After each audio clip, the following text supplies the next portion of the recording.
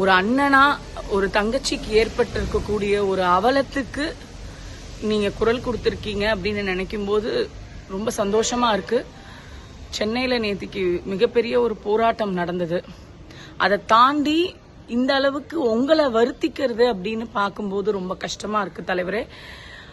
ஆனா இது ஒரு தங்கச்சிக்கு இப்படி ஒரு நிலைமை, ஒரு அநியாயம், ஒரு இன்னல், அந்த பொண்ணு எந்த அளவுக்கு இன்னலை சந்திச்சிருப்பா அப்படின்னு நினைச்சு பார்க்கும்போது ரொம்ப கஷ்டமா இருக்கு.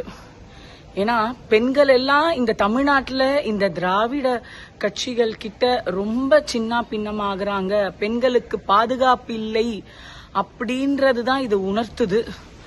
ஆனா தலைவா, கண்டிப்பா ஒன்றை நீ ஒவ்வொரு சாட்டையடியிலையும் அடிச்சுக்கிட்டு வருத்திக்கிறதுக்கு அந்த அந்த வலிக்கும் அந்த வேதனைக்கும் இந்த திமுக அரசு பதில் சொல்லியே ஆகணும் தலைவா.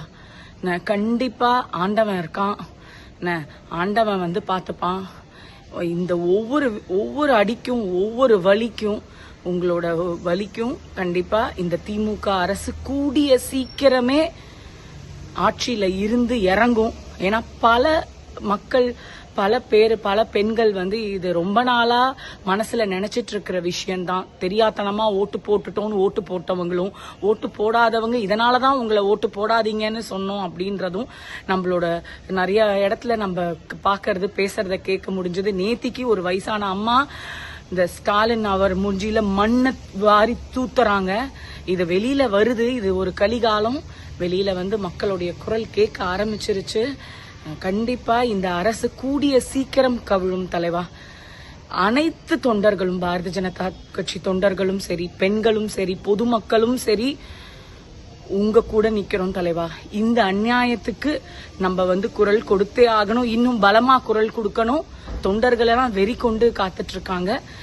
அதே மாதிரி அந்த பொண்ணுக்கு இவன் அரெஸ்ட் மட்டுமே, அதாவது இந்த ஞானசேகரன், நாய் சேகரன் இருக்கான் பாத்தீங்களா, அவனோட அரெஸ்ட் மட்டுமே தீர்வு கிடையாது. அவனுக்கு மரண தண்டனை கிடைக்கணும், அதுதான் தீர்வு. இதுதான் அந்த பொண்ணுக்கு நம்ம வாங்கி கொடுக்கக்கூடிய ஒரு மிகப்பெரிய ஒரு விஷயமா இருக்கும். அந்த பொண்ணுக்கு அநீதி நடந்ததுக்கு இதுதான் ஒரு நியாயமா இருக்கும்.